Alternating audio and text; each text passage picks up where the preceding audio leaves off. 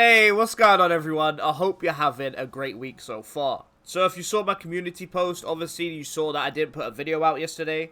So we're going to have 2 videos going out today as a way for me to make up to you guys. So this video, of course, is obviously just an Eye of the Storm run. We did it with 2 members of the Discord. Now this run is with a guy called Alice in Discord. So a big shout out to you for letting me tag along with you. And kind of just showing me the ropes and how everything works. Because without you, I probably wouldn't do Eye of the Storm too much. Now, I'm not sure if this is technically a 5-minute Yagak kill. Because what actually happens at the end of the video is that the timer keeps going even though we finished the kill and we've done everything in the mission. The timer keeps ticking up. So I'm not really sure what happened to the timer. But if you actually look at the clock, when the end cutscene plays after you've killed Yagak, the clock is at 5 minutes. But it never actually played the bit where it shows you your completion time or says, congrats, you got gold and you have to accept it. It never did that. And the timer just keeps going up, even whilst we're looting the drop pod. So I'm not really sure what happened. Again, from the gameplay, you'll notice that I'm taking a while to actually shoot my gun.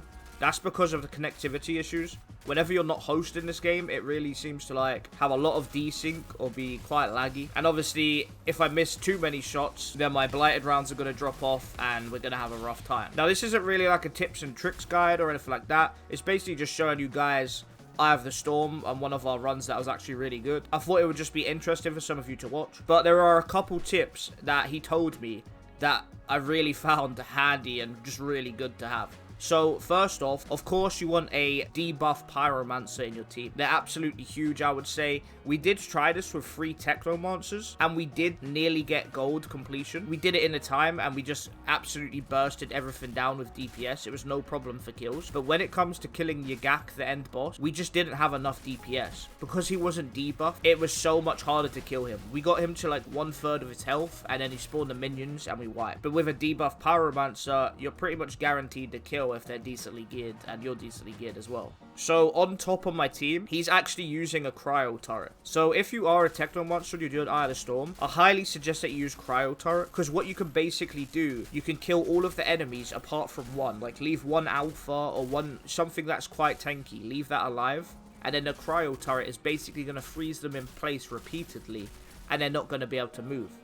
But because you haven't finished off killing that entire wave, the game's not going to spawn any more enemies until he's dead. So you can basically stun lock him and you're not going to have to fight anyone else for the duration of that he's alive. It really does help instead of just getting swarmed 24/7. Other than that, another tip that he gave me is that he has ash on his weapons. So every time he shoots stuff, it gets turned into ash and basically stun locks them as well. So you could pretty much keep stuff stun locked 24/7. And that way you don't have everything swarming you at the same time and overwhelming you, because that's basically what's going to get you killed. So there's a couple methods you can use to do Eye of the Storm, guys. We're using the 1 pillar method, which basically means you go to the first pillar as a team.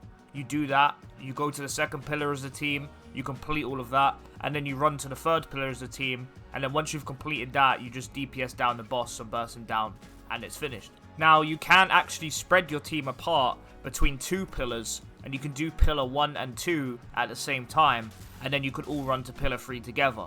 Now, this is of course quicker than the other method that we're doing in the video. But your team are more spread apart. So it is a lot harder because you don't have the DPS on each pillar. You're kind of sharing the DPS between both. Now, we actually went in after this run and did a 2-pillar method. We still managed to get gold and finish it, but we did go down a couple of times. We just picked ourselves straight back up and continued. But it was a lot harder and a lot more of a challenge to do than just doing a single pillar method. If you just want a gold completion, basically guaranteed every time, you know, no problems, I would say just stick to 1 pillar as a team. It's much easier to coordinate, and it shouldn't be too much trouble to get gold every single time as long as you have the DPS to burst down the boss. Now, as for the end boss kill, once he does his little animation in the cutscene, you have 8 seconds, 8 to 10 seconds to actually DPS him down fully and get the kill. If you don't do it within that time, he's going to spawn his minions, and his minions are pretty much going to wipe your team because they're so ridiculously strong. But if you DPS him down in like 8 seconds, he's just going to die, and all of his ads that he spawned are just going to despawn, and then you're just going to get the completion cutscene.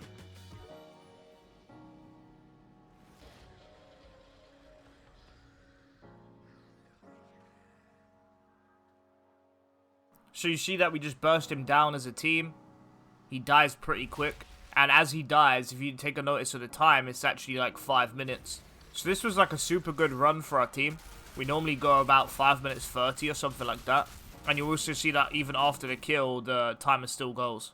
Even when we're looting the drop pod and everything else. So, I'm sure that's a bug that needs to be fixed, obviously. But as for that, it's going to be the end of the video, guys. Of course, as always, if you liked the video, leave a like on it. Go ahead and hit that sub button for me. It helps so much. We're growing so quick right now. So that is absolutely amazing. Thank you so much for the support you've been showing. On the weekends, make sure you come and check out our live streams. We're going to be doing live streams every single weekend like always. I'm hoping for this coming live stream that we've actually got some nice emotes and sub badges and a couple other things for you guys. So that'll be pretty cool. Links to the Discord will of course always be in the description of every single video. Go ahead and join our community if you're looking for people to run with. But other than that, guys, I hope you're having a fantastic start to the week. And I'll see you in the next video. Peace.